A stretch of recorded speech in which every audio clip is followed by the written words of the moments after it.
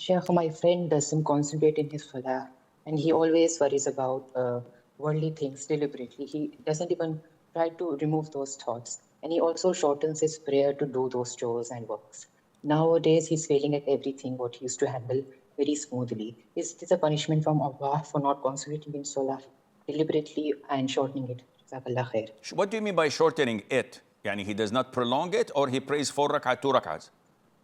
He prays 4 rakahs as 4 rakahs, but he does not pray it like how good Muslims pray. Okay, first of all, again, once a person prays and fulfills the mandatory acts of prayer, meaning that he does the ruku', he does the sujood, he recites the Quran, but he does not take his time.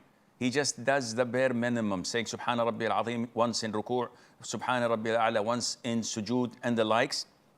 He has done what is mandated, but he did not do what would get him closer to Allah Azza wa Jal. And this is why in the hadith, when a person prays, Allah says to the registering angels, look how much my servant has acquired from his salat.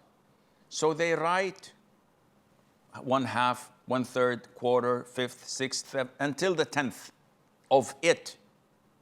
And they accredit it with that only, due to, as you've stated, shortening the duration of the prayer, doing the bare minimum, not concentrating, not having khushu', not reaping the benefits of the salat and tasting the sweetness of it.